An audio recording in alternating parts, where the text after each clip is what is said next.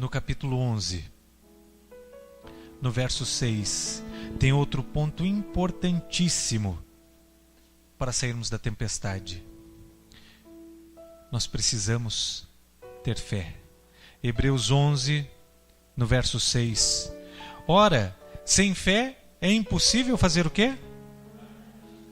Porque é necessário que aquele que se aproxima de Deus creia que Ele existe e que Ele é um galardoador dos que o buscam. Irmãos, não adiantava aqueles homens continuarem remando, se não continuar sem desistir, continuar perseverando, se não tiver fé. Na tempestade que você está enfrentando, você precisa ter fé. Em São Marcos, lá no capítulo 4, no verso 38, veja só, ele estava na popa dormindo sobre uma almofada e despertaram-no dizendo, e veja como eles vão e acordam Jesus, sem nenhuma humildade. Eles, mestre, não te importa que pereçamos? Ou seja, mestre, você não está vendo que nós vamos morrer? E você não se importa que nós vamos morrer? Mas eles fizeram o que nós precisamos fazer. Durante a tempestade, tem gente que está indo para os seus equipamentos eletrônicos, para o seu GPS, para a sua carta de navegação. Os discípulos entraram na tempestade entre 6 e 7 horas da noite. Quantas horas se passaram?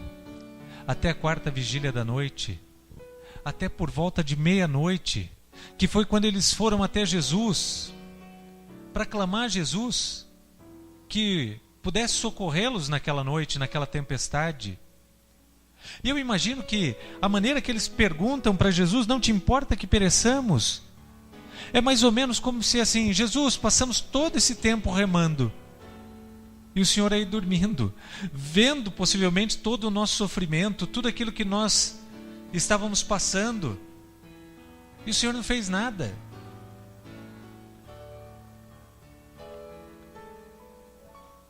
Mas Jesus quer que a gente vá até a Ele. Ele pode saber de tudo que se passa no seu coração e no meu coração. Ele sabe das tuas tempestades, Ele sabe dos teus problemas, mas Ele quer que você vá até Ele e clame a Ele, peça a Ele. Sabe que lá em João 16, no verso 33, Jesus diz o seguinte: tenho-vos dito isso, para que em mim tenhais paz. No mundo tereis aflições, mas tende bom ânimo. Eu venci o mundo. E eu estava pensando, por que Deus permite às vezes que venha sobre nós essas tempestades? Por que Deus permite a tempestade na nossa vida? E Ele diz que Ele já passou pelas tempestades e Ele venceu. Mas há outras duas situações dentro da tempestade, duas outras finalidades dentro da tempestade. E uma delas está lá em Salmos, no capítulo 40. Salmos, no capítulo 40, no versículo 17.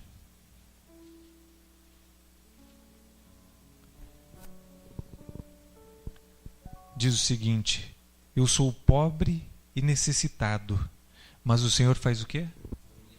Ele cuida de mim. Tu és o meu auxílio, o meu libertador. Não te detenhas, ó meu Deus. Deus às vezes permite as tempestades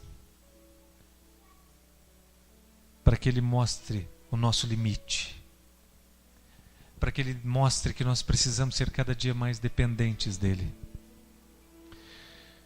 para nos mostrar que nada somos sem Ele, que somos pobres e necessitados, mas que o Senhor cuida de você e cuida de mim todos os dias, seja qual for a tempestade que nós estejamos passando. E o outro ponto, também lá em Salmo no capítulo 46, no verso 1,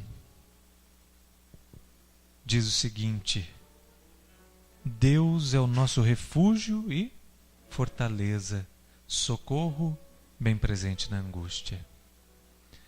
Irmãos, quando vem a tempestade, Deus tem duas finalidades: nos mostrar que somos pobres e necessitados e carecemos do seu auxílio, do seu cuidado. Mas é nesse momento também que Deus se mostra grandioso na nossa vida. Quando Ele se mostra como o nosso refúgio, a nossa fortaleza, o socorro bem presente na angústia. E Atos, abra lá sua Bíblia, lá em Atos.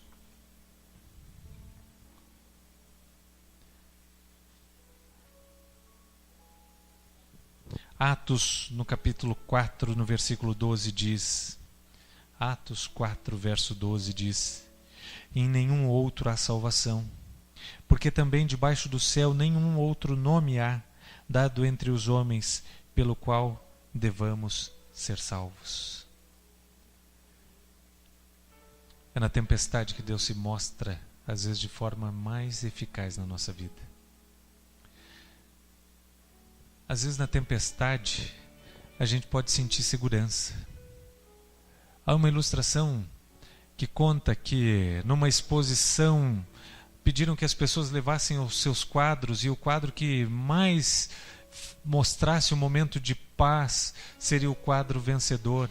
E lá apareceram um arco-íris, pombas brancas, e um quadro que chamou a atenção era um quadro de uma tempestade. E dentro desse quadro, num cantinho desse quadro, num penhasco, sobre o clarão de um relâmpago, havia lá um ninho e um passarinho sobre os seus filhotes. E esse foi o quadro vencedor. E daí perguntaram, mas por que esse quadro representa tão bem isto? Porque mesmo, e a pessoa explicou, porque mesmo num quadro feio, horrível, de uma forte tempestade, pode haver um lugar de paz e tranquilidade. Por maior que seja a tribulação, a tempestade, o problema que você esteja passando, você pode encontrar refúgio, fortaleza, socorro bem presente na sua angústia, que é Jesus Cristo. Há uma outra ilustração que gosto bastante, e com essa eu finalizo. E daí a Jaine e o Renato já vêm cantar. Uma senhora estava numa embarcação. Estava enfrentando uma forte tempestade. Ela estava com suas duas filhas pequenas no barco. E daí então pediram que as pessoas se acomodassem, porque a tempestade era muito forte. E que essas pessoas teriam que logo ir para os botes salva-vidas. E a história conta que essa mulher desceu até a sua cabine, abraçou as suas duas filhas e ficou ali quietinha. A tempestade durou algum tempo. O barco não afundou, mas logo encontraram essa senhora com as suas duas filhas, numa tranquilidade, numa calma. E daí questionaram, mas você não ficou apavorada? Você não ficou com medo? E aquela mulher dá um bonito testemunho de fé, ao dizer que ela tinha uma filha que já havia morrido, que havia descansado no Senhor. E ela conta que, por mais que tentassem se salvar nos botes, não seria possível. Então, por isso, ela havia descido até a sua cabine, abraçado as suas duas filhas e se deitado com elas, porque em seu coração dizia que ou ela chegaria a outra margem com estas duas filhas, ou logo ela e essas duas filhas estariam se reunindo, a filha que havia morrido na volta de Jesus, pela volta de Jesus. E ela disse, isso me confortou.